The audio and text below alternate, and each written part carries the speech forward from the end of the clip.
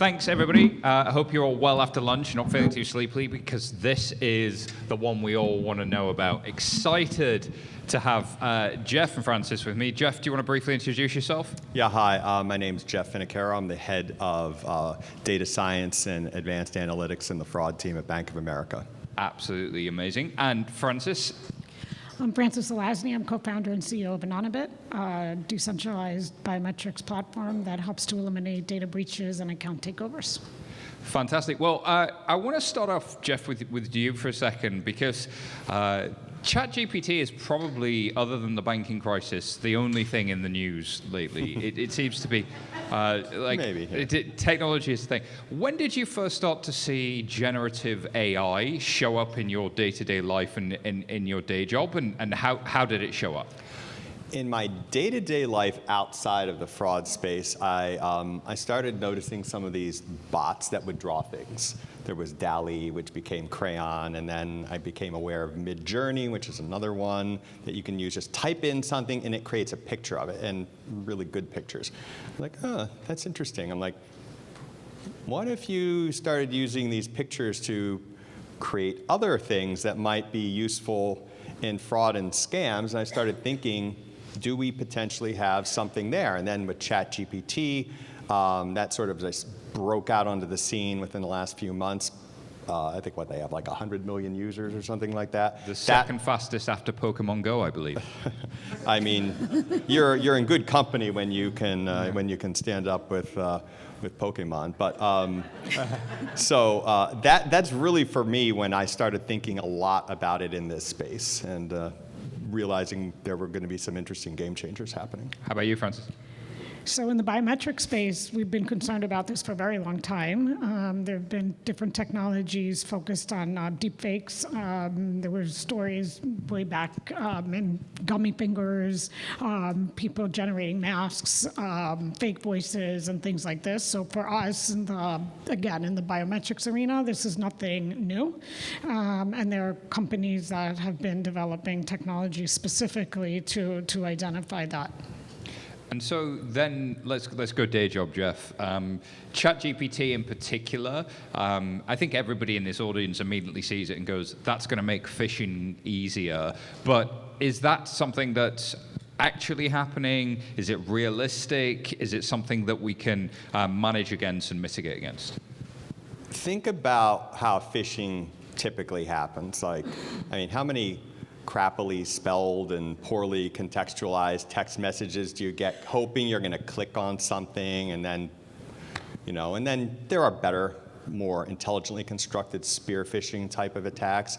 But think about if you now have a very contextually appropriate message that is being sent to you, and maybe there is some other sort of generative AI with it, a picture or a voice. Grandparent scheme. The way it works is your grandparents are told your loved one is being held hostage, we're going to hurt them, send us $1,000. Okay, what happens if you email them a picture of that person or hear them screaming? Are you going to start thinking clearly about what's going on, or are you going to start acting more aggressively to say, oh my goodness? That's the sort of potential that the deep fakes that were mentioned here are really going to make these lures in the scam arena much more realistic, on top of the better written and also tested types of messages that are going out. So I think you're going to see a substantial increase in the threats that are being generated, and I'm sure that it's happening right now. It feels almost like a numbers game, Francis, and then the numbers game got a great spell check. So I think it is a numbers game like anything else. The statistics do show that since ChatGPT did come out, the number of social engineering attempts and phishing attempts has gone through the roof. So there's definitely a numbers game. But some interesting thing that I read yesterday is that actually, and it will get better, but for right now, humans are much better at doing this than the ChatGPT. And I think what that suggests to me is that, like I said, at least in the biometrics world, this is not a new thing that we've been thinking about, that there are definitely ways to recognize and to play back the numbers game. And I think say more about why this is not a new thing. I mean, you mentioned with deepfakes, we've been doing that for a little while, but take me under the hood a little bit of like, why is it that human fraudsters can outperform the bot, the sort of the generative AI fraudsters? Well, a lot of it is dynamic, right? So the AI is giving you back what it thinks it's there, and it's, what's in is what comes out, and certainly there are definitely fears in terms of creating synthetic identities and things like this, but in terms of actual response, there's inflection, there's tone, there's, all different kinds of questions or dynamic signals that can be generated, whether it's out of band or questions that you didn't really think of, right? Elements that may not have been fed into the AI. And so there's all different angles and elements that, just by virtue of the fact that humans are more dynamic and we know different things. So together, if you combine all these different signals, and I mean that in a very, very broad sense of the word from humans as well, you're able to come up with a better response than just the AI. Interesting. Jeff, what are your thoughts on this, and how do you think that this is going to evolve? Because ChatGPT, as we were talking about previously, is trained up to 2021, but it's not the only model out there now. We've got open source models out there. Does this problem get worse before it gets better? Again, I'm speaking as in my own personal opinion. I think the answer is going to be a little bit of yes and a little bit of no. I think the first problem is going to be that the technology is evolving. It's getting used more often, but the models are going to get better. GPT 3.5 is blown away by GPT 4. I don't know what GPT 5 would even look like. There are others, though, consider models that are out there that are using the same transformer architecture as GPT-4 but don't have the trust and safety layer on them. That is what you have to really be more concerned about. Not ChatGPT, but Chaos GPT or some of these other tools that you can then utilize. For instance, if I try to tell ChatGPT, generate me code to create malware and a website to deploy it on that will do X. It will not. And you can always try to trick ChatGPT. You have to kind of go around it a little bit. Other models will do that. So I think you're going to start seeing an expansion and use of some of these technologies as they get better. That's what's going to make it worse. I think the more awareness, though, that people have about the technologies improves some of the governance and some of the counter detection, which could be out there, which helps too. So that's why I don't think it's an easy answer one way or another, and that's why I'm sort of saying it's in the middle. Yeah, Francis?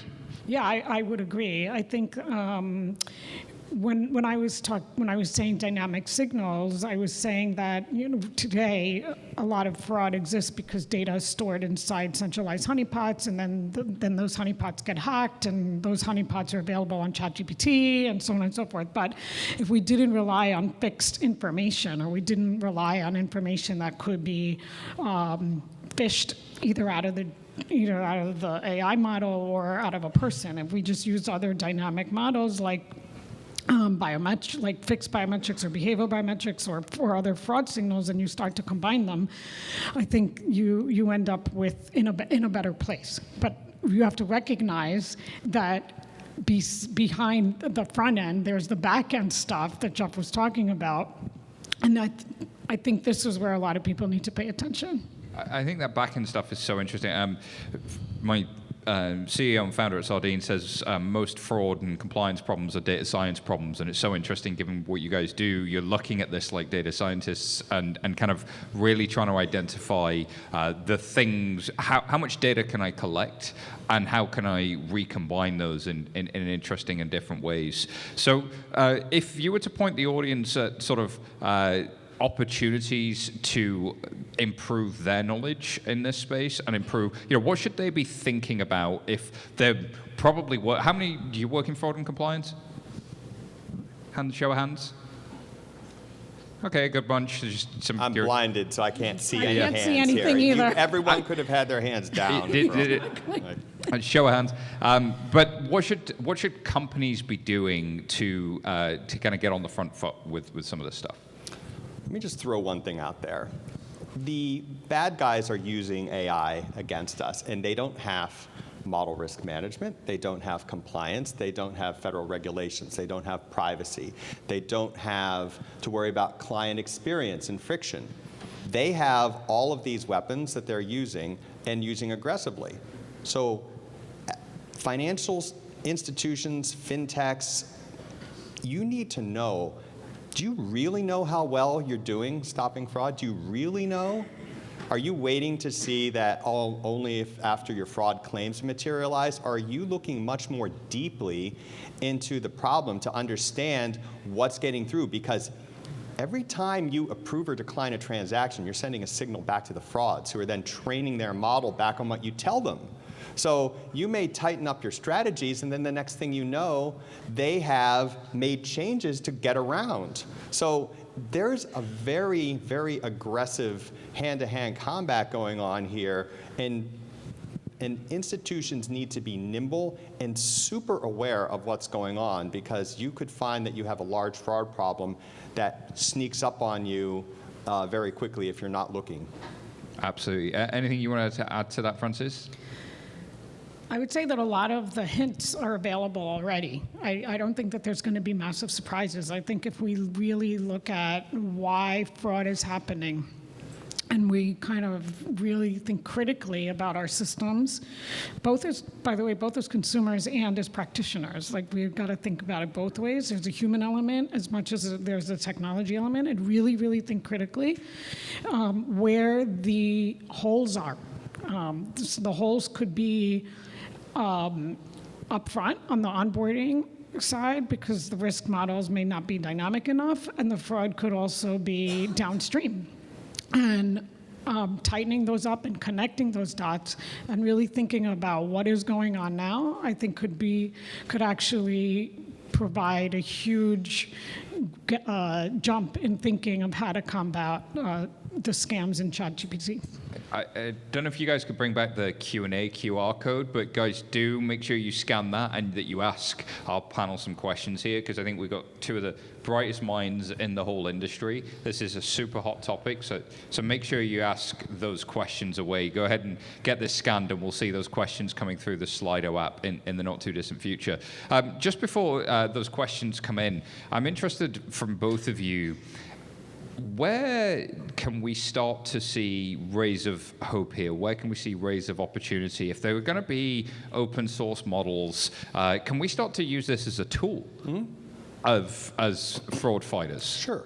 The technologies are available to train models that are being built. Those large language models are very powerful. Generative adversarial networks are a powerful type of model that can be used to vastly, I think, improve some of the traditional models that are out there. I think you also can use ChatGPT for things like employee training.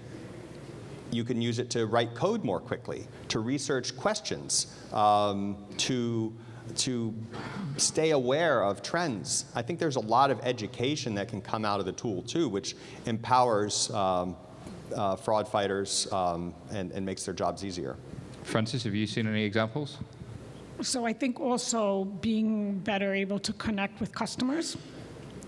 Customer service, customization, think about what customers really are looking for. And again, using the dynamism of the human aspect, get out of the computer really, and like use ChatGPT to help enhance the human interaction. I think there's a lot of opportunities there.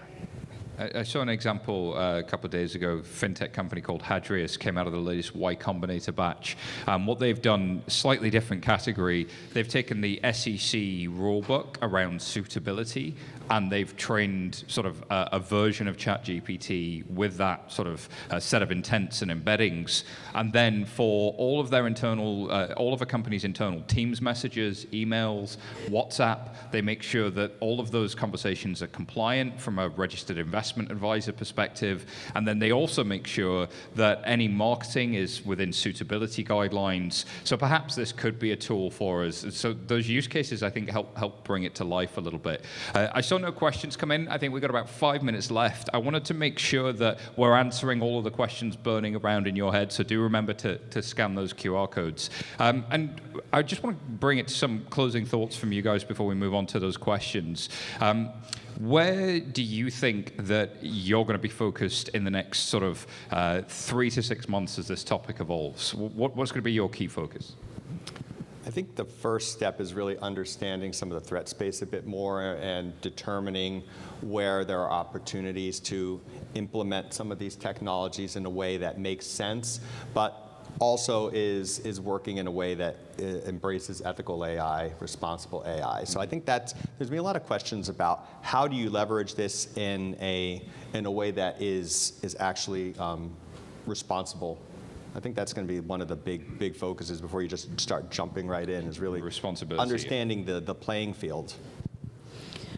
For us, our move in this area is really connecting all of these a number of different signals into an adaptive authentication framework that is privacy by design. So not to have just linear rules, but combining different elements in a very dynamic way, using biometrics, all sorts of biometrics, as well as non-biometric signals.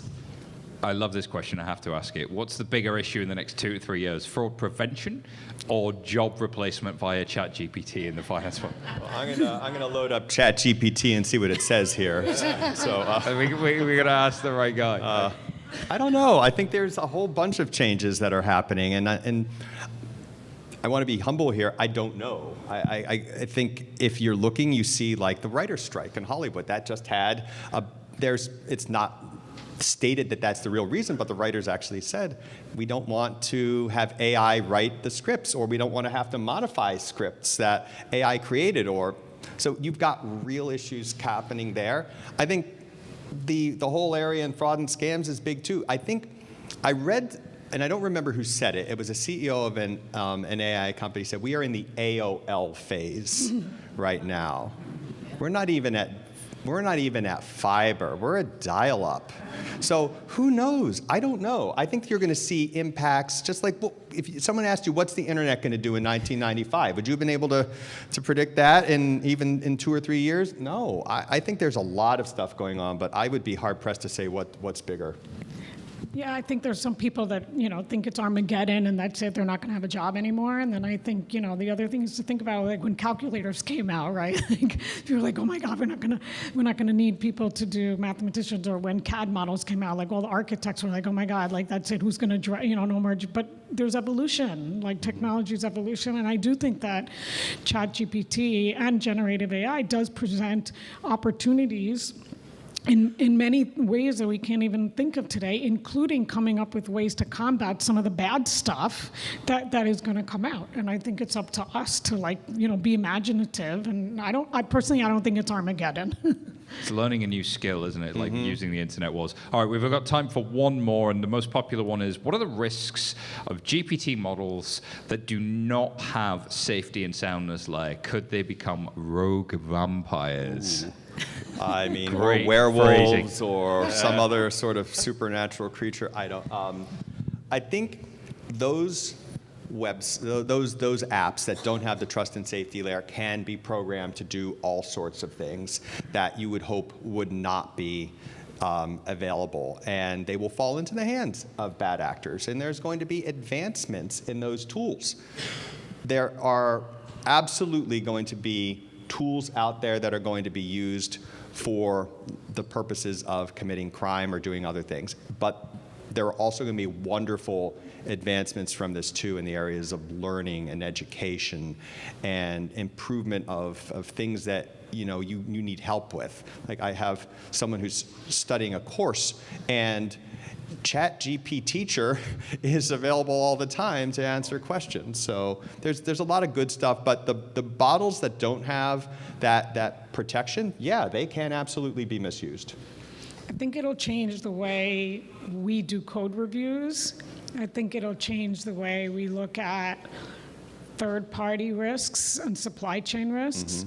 And I think that it will add to how we assess readiness to deploy and whatnot. I think it will require people to, this is why I don't think it's Armageddon, because I think there will be a new class of programming skills that will have to be analytical to code that is generated by ChatGPT, and to be able to recognize bad things potentially that will live, or backdoors.